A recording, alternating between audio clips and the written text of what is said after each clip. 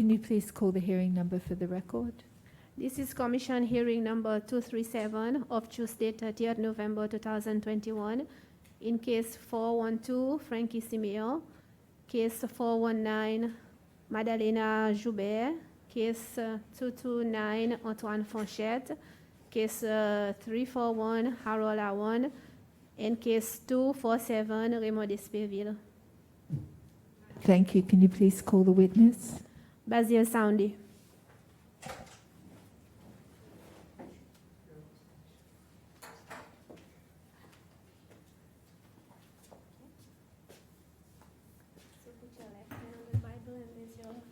I, Basil Sandy, swear to tell the truth, the whole truth, and nothing but the truth, so help me God.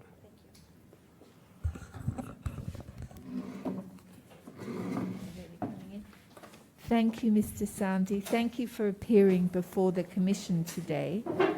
We appreciate it. We would have called you anyway as a witness in the case of Raymond Despeville,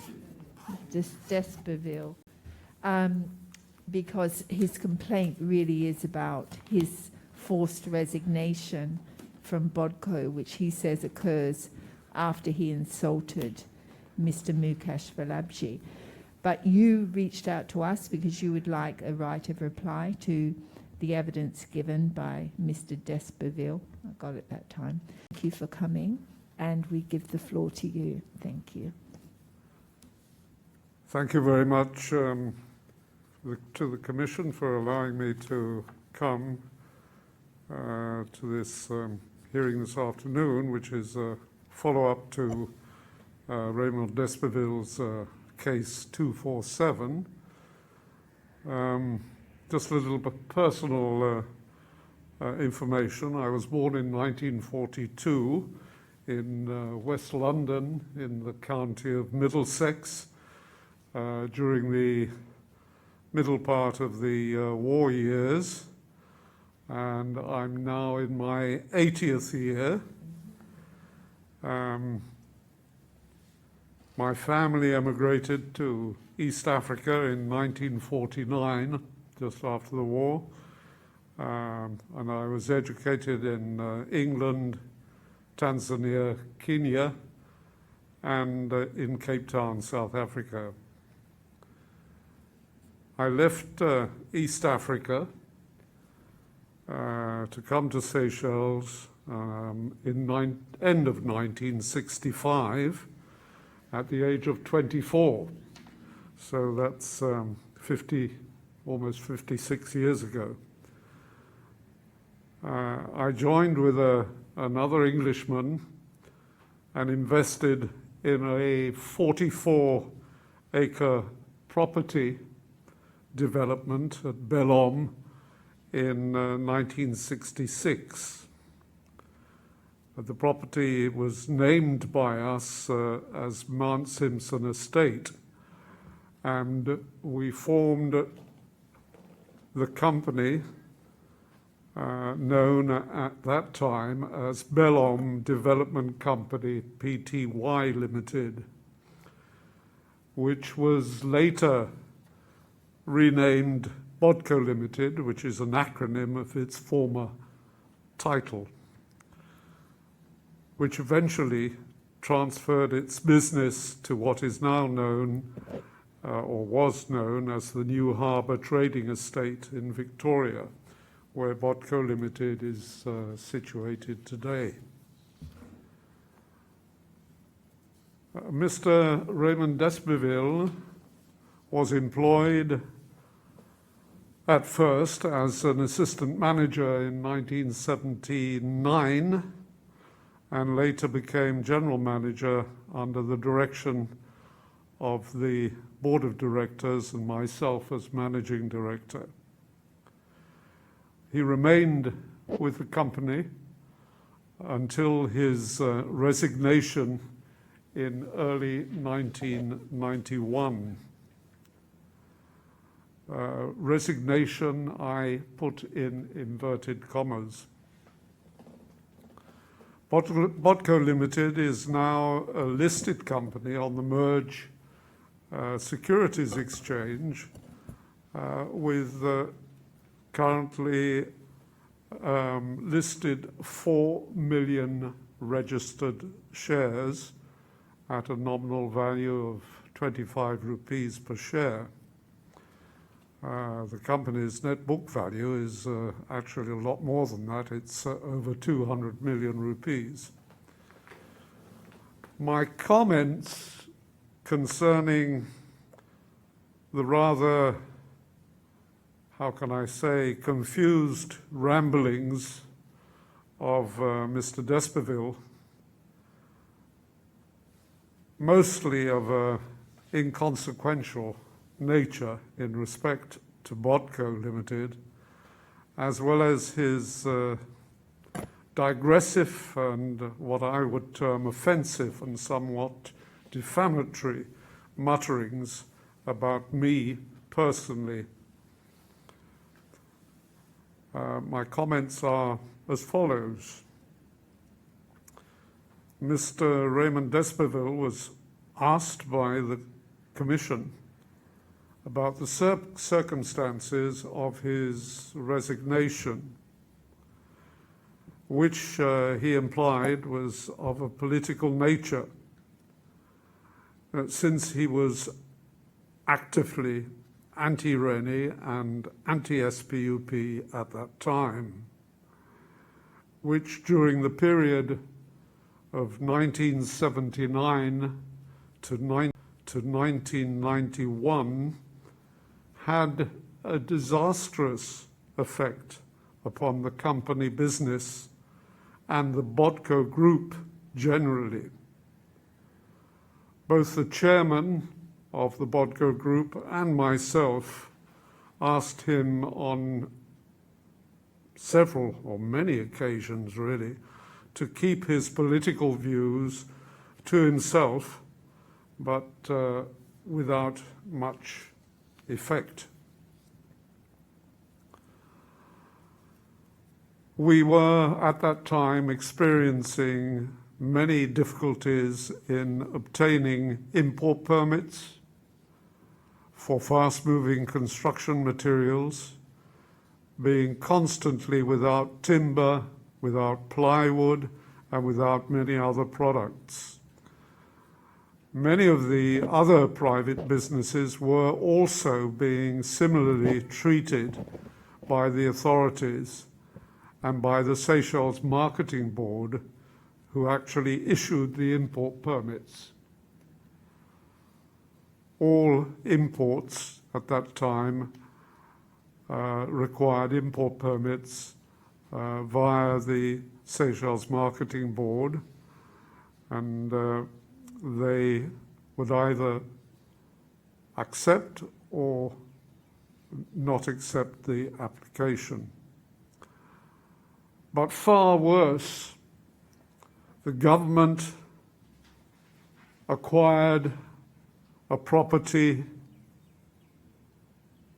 part of the group of companies that were owned by us, and they acquired the North Home Hotel under massive duress and up to now without any compensation. They also acquired some very valuable property at Beauvalon, an area of 2.5 hectares with 250 meters of beach frontage between the Coral Strand Hotel and what is now the Bajaya Beach Hotel. This prime land was eventually returned to us 26 years later, after many, many court hearings and appeals. However, the North Home Hotel and Resort was never returned or compensation given. If I may ask, is that the case of Atkinson? Sorry, I'm a little hard of hearing. Is that the case of Atkinson, the return of the land? Mr. Atkinson is the shareholder of Botco Limited and owner of the land of Northholme, which he purchased from the Michaud family.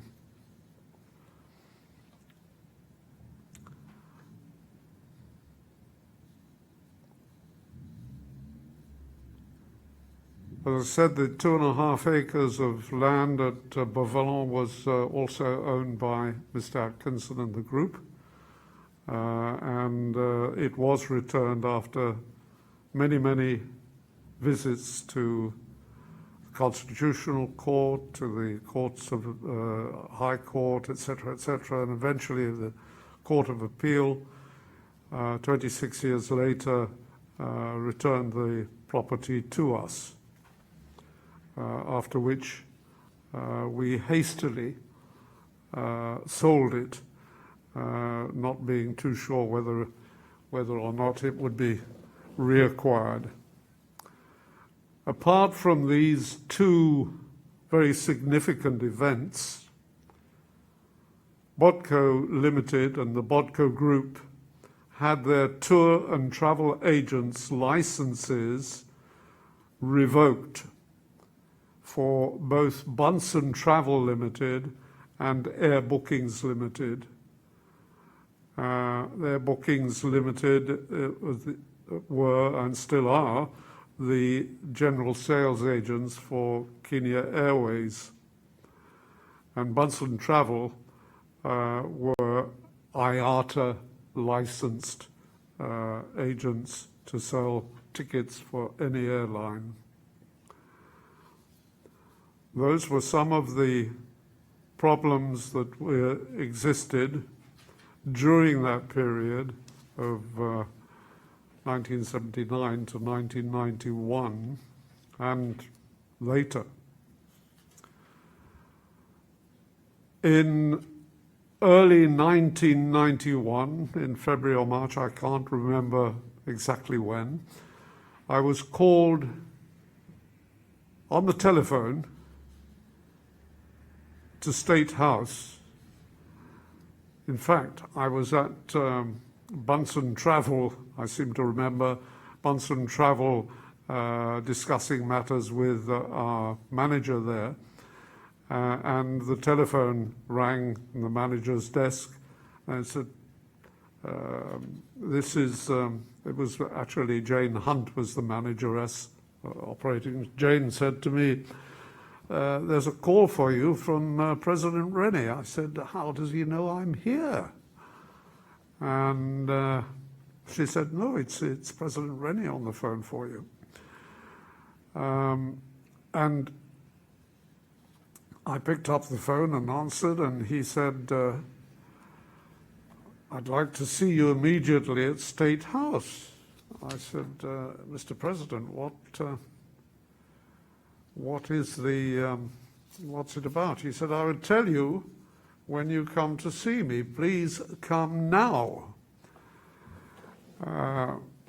So I went to see President Rennie, and he told me in no uncertain words that Mr. d'Esberville must go. Those were his words. Mr. d'Esberville must go. Otherwise, the fate of Botco Limited will be similarly dealt with. This came as a shock to me, and I asked President Rennie, why is he saying this? And he said, you know very well, Mr. Soundy, that Mr. d'Esberville is involved with subversive activities in Seychelles, and we need to ask you to get him to resign. With that sort of pressure, and already with the experience of the North Home Hotel being acquired without any compensation whatsoever, and the land at Beauvalon, and the various other problems we had with licenses for our tour and travel operation. We were a DMC at that time, exactly like Mason's Travel and the Creole Travel is today. But around about that time, the government decided to go into the travel business themselves, and they created NTA, National Travel Agency. And I think this is why they were putting pressure on us all to cut back our operations. Well, for us it was very serious because Mr. Rennie and government at that time forgot that after the coup d'etat in 1977 and after the mercenary attack here, the only airline that was serving Seychelles was Kenya Airways. All the other airlines pulled out, all of them. And our company, through visits, my personal visits backwards and forwards to Nairobi, to head office of Kenya Airways, persuaded them to continue servicing Seychelles with 4 and at one time 5 flights a week. But that was forgotten by Mr. Rennie, President Rennie, and the government when they treated us like this. And of course, under this extreme pressure from the Rennie administration to get Mr. d'Espaville to resign, otherwise Botco Limited would end up with the same fate as our other businesses. So we had no alternative but to ask Mr. d'Espaville, regretfully ask him to resign. And we paid him his compensation for his years of service, and we also bought back a few of the shares, or the shares that he held in the company which he'd been given during his time of service. So we purchased back the shares from him. These are the facts. However, despite the 30 years that have passed since the resignation of Mr. d'Espaville, he still questions our integrity in a somewhat offensive way, given his testimony to the Commission recently. Those are the facts, and if the Commission wants to ask me any questions, I'd be more than happy to answer. So thank you very much for setting that out. So basically you were equally a victim of the regime, your businesses and everything. You were targeted, you weren't protected in a special way than anyone else. So was Mr. d'Espaville involved in subversive activities in Seychelles? Was he actually doing anything? As far as I know, he was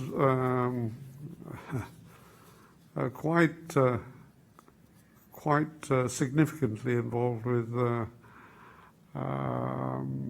the distribution of underground letters and notes, which at the time were being circulated Fortunately, they weren't being photocopied and distributed from botco, otherwise we wouldn't exist today. But they were being distributed and so on. I think it was called the Black Hand or something like that at that time. And they putting out anti-Rene, anti-SBUP notes and so on, and distributing them around the country. So that I mean, Raymond d'Esberville was a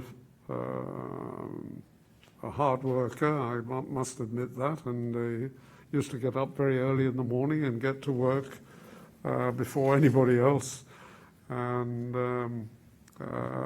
he was reasonably efficient in his work. He worked before joining Botco Limited in 1979 for the Builders Centre, which existed at that time, which I think Corrado Correas or someone owned it, a South African group. He left them to join us. But as I say, it seems the way he talks about Botco and the way he talks about myself and other members of our staff, as if the reason for his resignation was Botco. But he knows very well that it was the pressure from President Rene himself, and at that time we could do about it. Yeah. Yeah. Did you actually tell him that Mr. Rene had called you? Absolutely, to yes. put I told this him that. ultimatum in front of I told him that. Well, he knew that I'd gone to visit the president, and I called him to our office. Fortunately, Mr. Atkinson, the chairman of the board, was in Seychelles at that time, and we discussed it together with Mr. d'Esberville, and said that we have no alternative but to ask you to put in your resignation, and we would pay your full compensation, and if he wanted to purchase the shares that he had acquired in Botco, not very many, but it was maybe at that time 50 or 60,000 rupees worth of shares.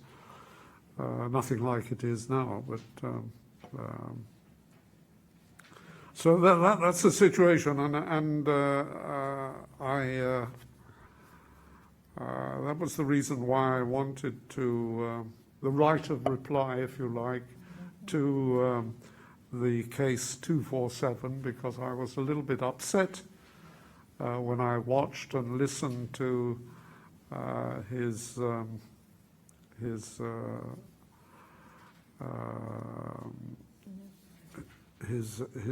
evidence before the commission. Rather confused and rambling and so on, but anyway, that's the way it was. But it was a little offensive. I did get the impression that he believed his resignation was because of the insult he made to Mukesh Valabji, and that Mukesh, being so close to President Rene, orchestrated his downfall. So I didn't get the impression when I listened to his evidence that he thought that you had any choice. It was a shock for him. It was a shock for us, but we had to protect our investments, or the investments that we still had in the Seychelles.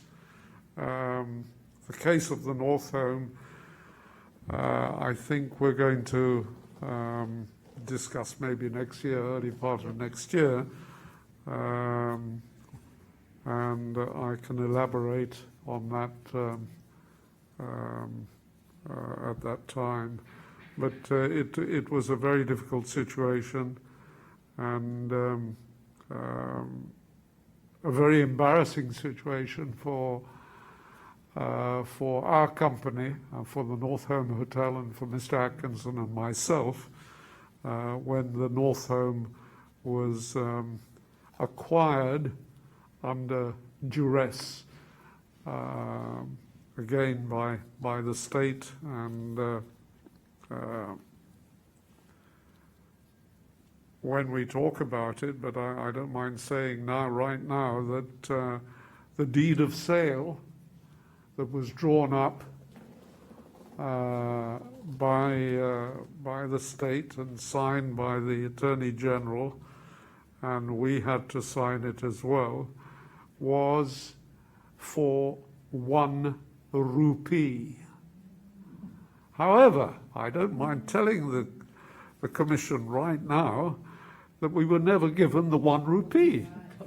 So in effect, we've never been paid. So then the contract's never been executed, right? So you There was could breach a contract. Yeah, I mean,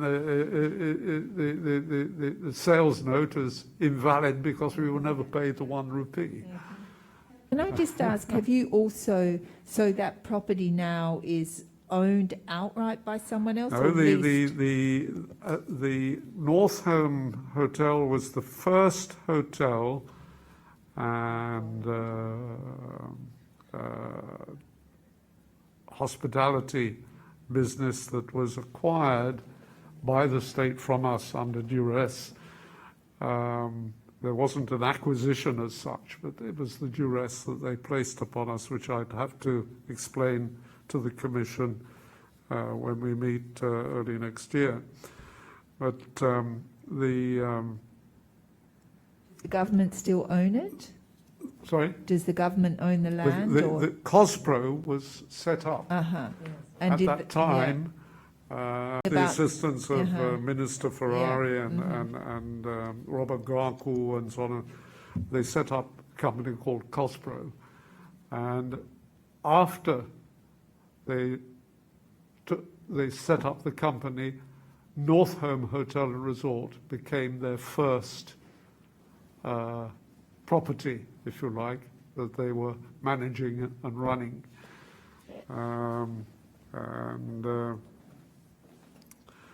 I know, I don't want to discuss that now, but I'll just say that government now, or the ministry,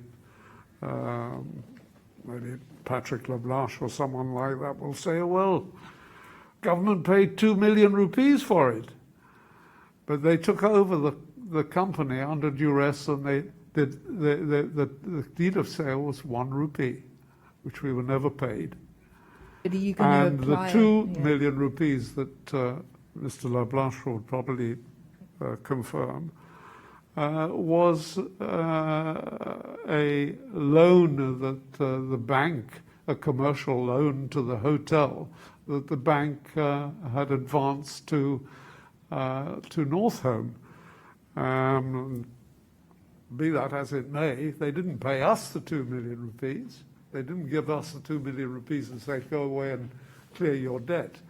They took on the assets as well as the liabilities by acquiring a going concern. And I can assure you the assets were at least 12 times greater than the liability. Liability, 2 million rupees, and the hotel and property and so on was worth a lot more than 25 million rupees. So you can say 12, 15 times. So we've never been paid for it. But are you going to make a claim for that under that new government scheme? Sorry? There's that new government scheme where you have to file before the 31st of December to get... It was owned by COSPRO. It was ceded to COSPRO, and But if they took it from you originally under duress, you can file under that government scheme. Yeah, the return of land scheme. I would definitely file under that because it closes on the 31st of December. Yes. So even though you have it with us, I would still file under there just That's to right. cover your bases. One thing these import permits. So who I mean, we've been told by Mr. Valabshi that he would take the import permits to Albert Rene and he would decide who got what. What was the basis for not allowing you to bring in the materials that you needed? When the state, through the Seychelles Marketing Board, put the responsibility of everything that was imported into the country, whether it's from the private sector or the public sector, everything that's imported into the country had to go through the process of getting approval from the Seychelles Marketing Board. They also had instructions from State House that anything coming from Great Britain and from Europe had to be purchased through a company called Drafix, based in England, and of which Mr. Rennie was a shareholder, and others in Seychelles. Sorry, Mr. Sandy, that was Drafix with a D, D-R-A-F-I-X? D-R-A-F-I-X. Okay, Drafix. The R-A-F in there is France Albert Rene, and the D and the I-X was Mr. Dixon. So it was an acronym of France Albert Rene and Mr. Dixon, Drafix. Bill Dixon? Sorry? Was his first name Bill? Yes, yes, yes, yeah. So how does that work then? You want to buy some onions, you have to ask them to get you the onions? I mean, how does it work? Everything has to go through them. Well, it worked for some people, and it didn't work for others. I myself had to ask for meetings with Mr.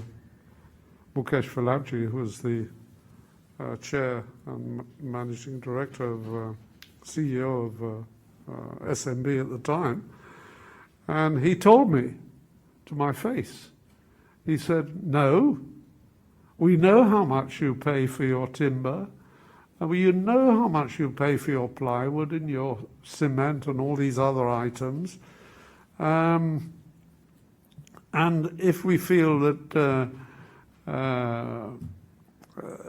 there's enough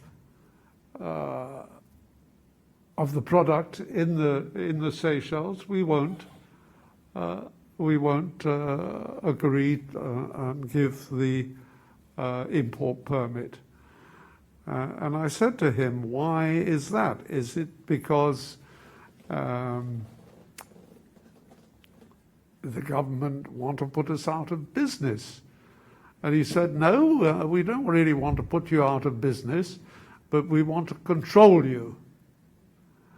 And I know, probably, I don't know for sure, but probably certain merchants who were getting their import permits must have been doing under-the-table deals to get their permits approved.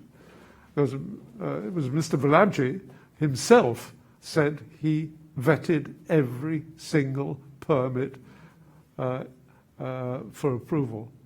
He had his own people to do it, but then they all came to his desk and he would either say yes or no on the permit. He had an eye on how many bags of cement were in Seychelles at any one time. Exactly, exactly. And so And it was unfair competition Yeah. because they were also in the business of selling construction materials, etc., etc., etc., all the other items So- and so on through WEL, Works Enterprises Limited, which was the state organization that was selling construction materials. Okay, so they were in competition with us there. But how did you go through this company? That's what this company in England. How did that work?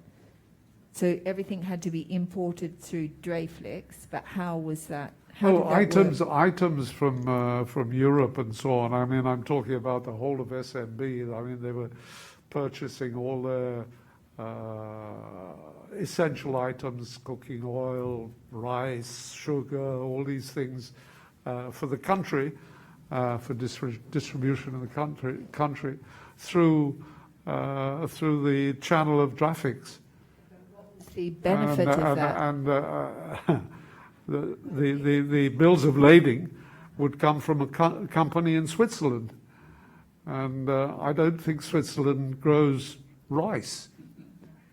What was the benefit of that?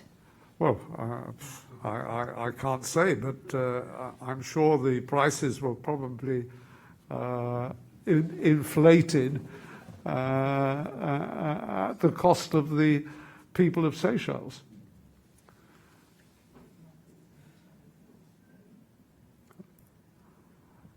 Incidentally, This is like a middleman. So Sorry? I'm just trying to work out the process.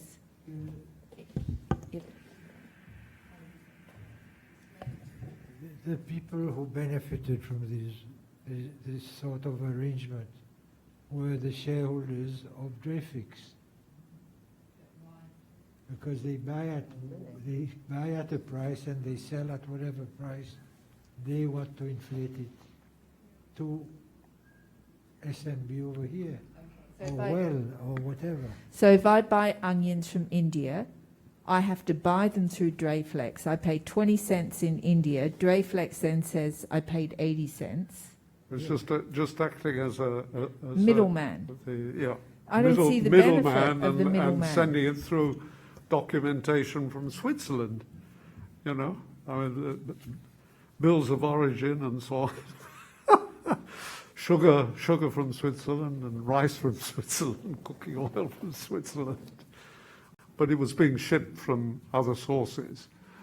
But that's another story. What I wanted to conclude with about the Raymond d'Esberville saga is that he was employed for those years from 79 to 80 to 91.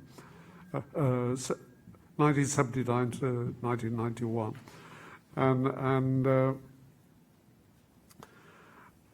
I was asked by Mr. Rennie, it was parting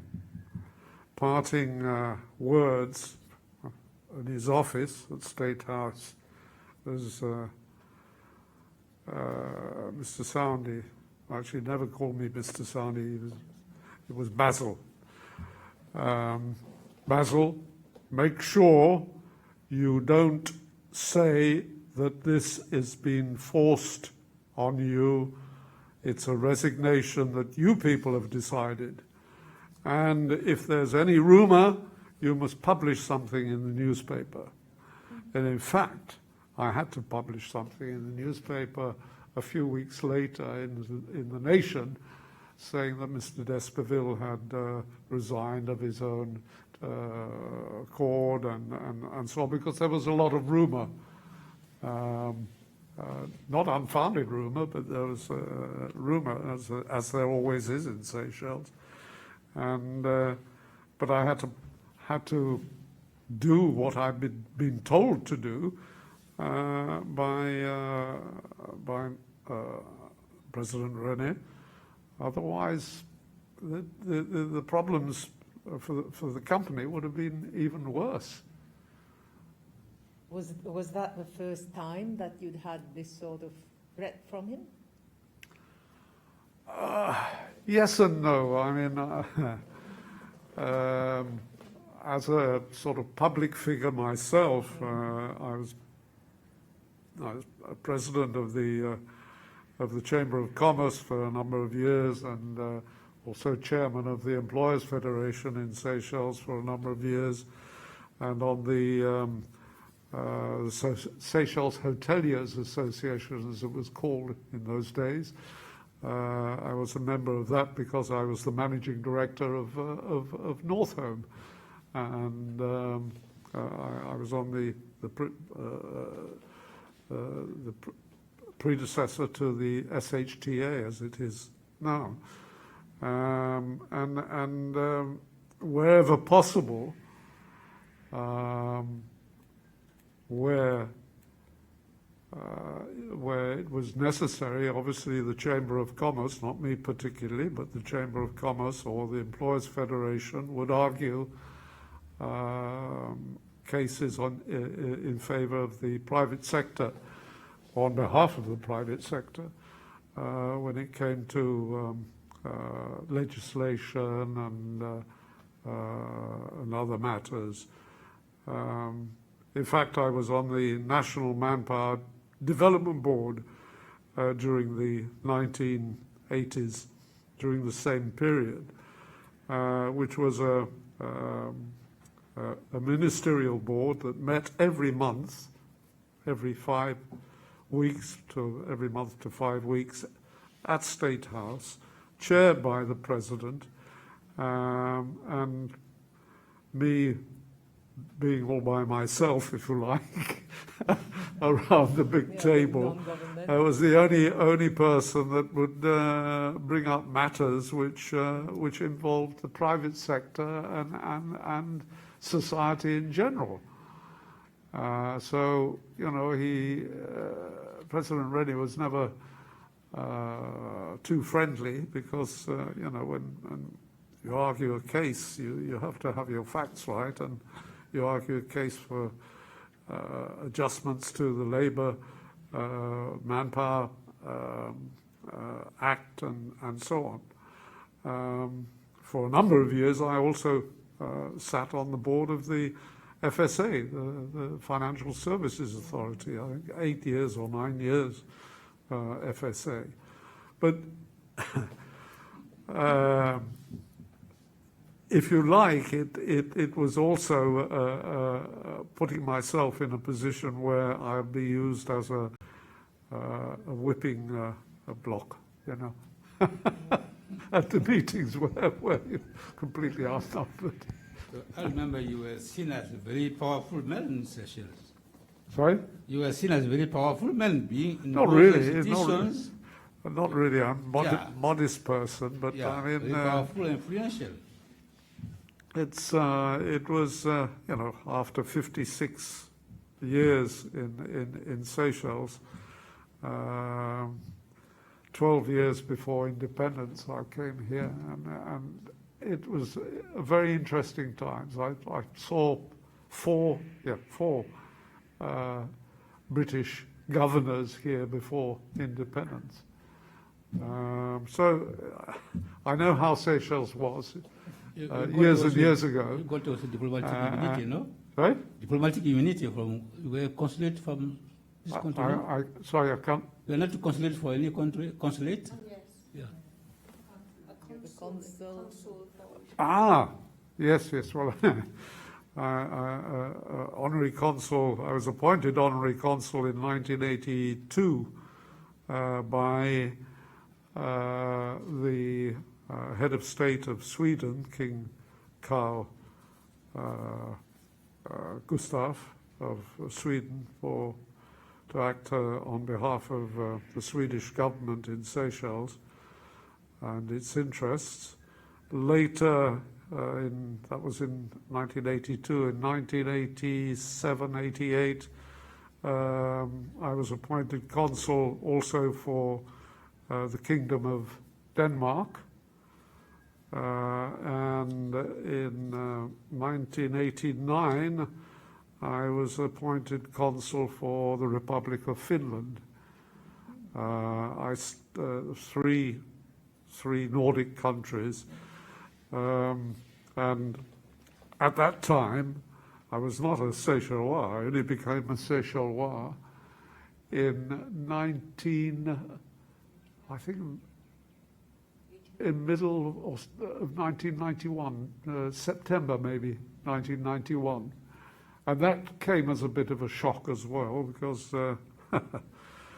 it's another story, but I don't mind telling you. I was at State House at a meeting there, National Manpower Board meeting, and Mr. Rene said, come to my office after the meeting, I want to see you. So I didn't know what to expect. But I went to his office, and we were talking about various issues concerning manpower development and the requirements of the country and training, manpower training, possible introduction of a training levy which the private sector would have to pay, and so on and so forth. So he was talking about these things.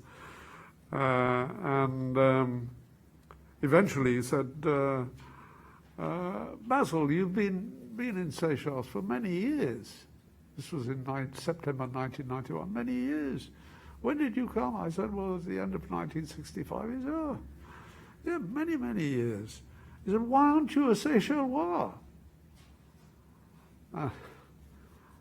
I looked at him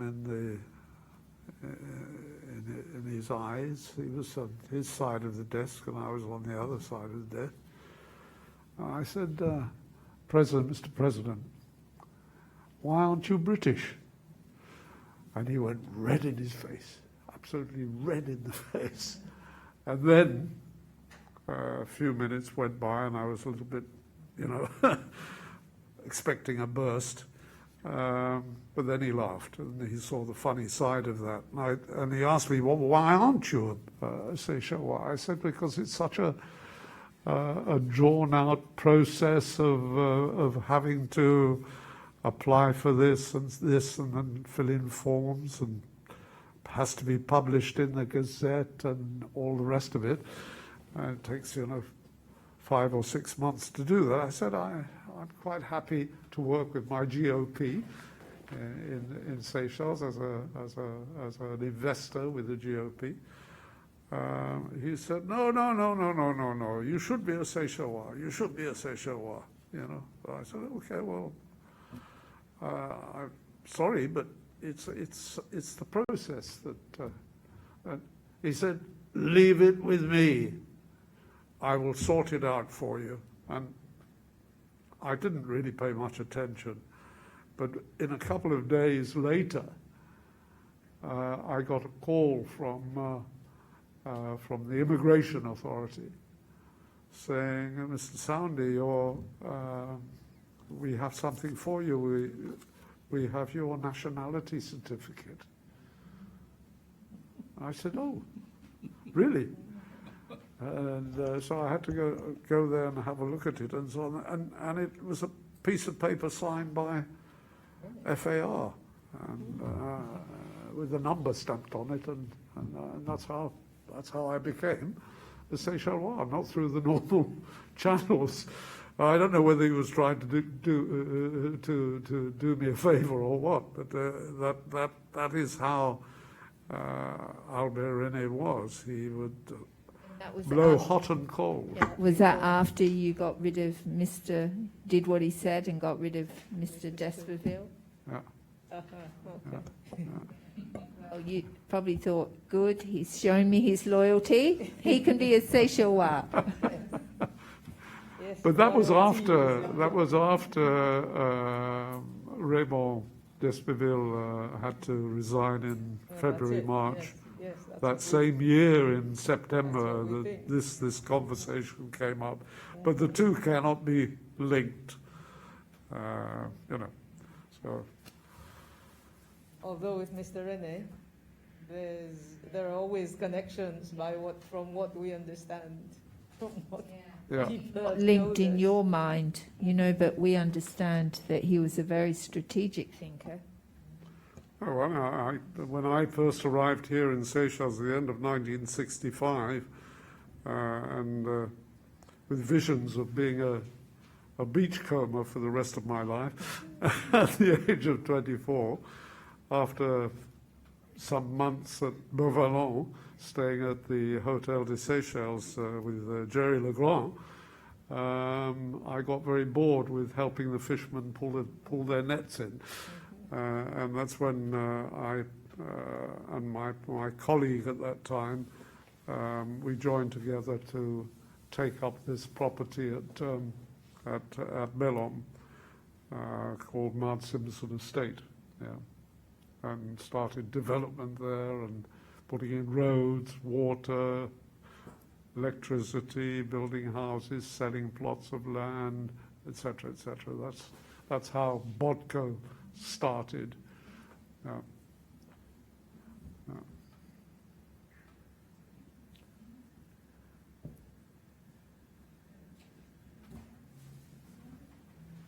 We will have you come and present your case in Northolm. Is it in January or February? I don't know. Can't remember. But early next year. So we're looking forward to that, and then we can get more of a sense of our impact on the business industry. I mean, we've heard some from Mrs. Uliagi. Somebody else. Who was the other person that told us a lot? I can't remember. Jean Dingwell. Mr. Boulet's told us stuff as well. But we do want that information for our final report, a broader contextual picture. And COSPRO we know about a bit. We saw the report that was done by the Auditor General more recently. But that Northolm Estate, I would definitely put an application in with that other scheme, just because it's very much underpinned by political will. And our recommendations, they need to have that same political will, but that might be more of a process. We have existing political will. And what I understand from what we spoke to them, if property's been taken unfairly without compensation and they can see that, taking an objective view, if it's leased to someone or whatever, they would still give it back and give you the lease. That's correct, right, Mr. Green? Yeah. That's, so no harm. Yes. In making sure you cover all your bases, and anyone else who's listening that's got a case with us. It's difficult to reverse something which was done under duress. It wasn't, as I say, an acquisition per se.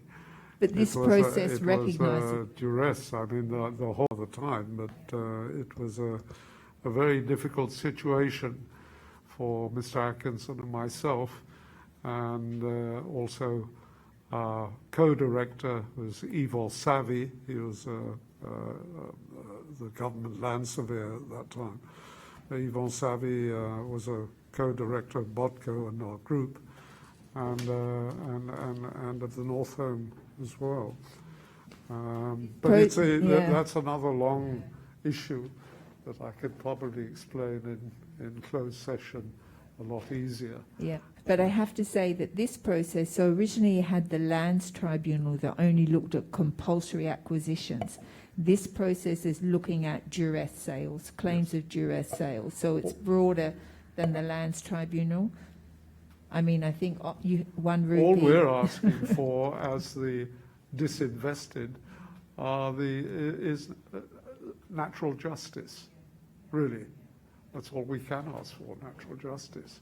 But I can tell you this, members of the Commission, that some years later, towards the end of the 1980s, around about 1989, we made an offer to COSPRO to buy back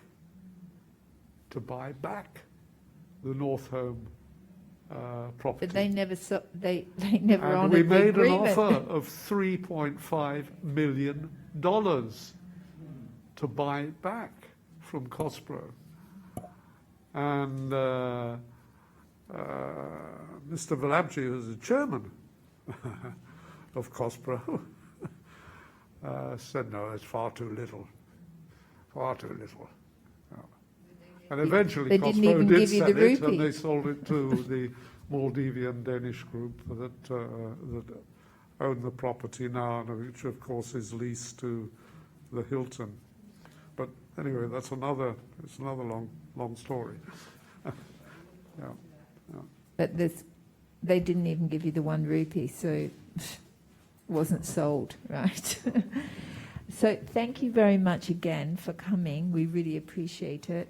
And you have really confirmed Mr. D'Esberville's claim that his resignation was forced on political grounds. So we're grateful to you for that. We look forward to hearing about your own case. We have no further questions for now, unless you have something you would like to add. Sorry? Is there anything else you would like to add? Not at this time. I think there's much else to talk about, but this specific case number 247, I think that's, and I can give you a copy of my speaking notes if you wish. Thank you. Thank you. Okay, so thank you very much, Mr. Sandri, again. We look forward to seeing you next year, and we will adjourn now. We will not be sitting for the rest of this week. We will be back 9th of December at 9 a.m. We're just sitting for that day. Okay, thank you. All rise.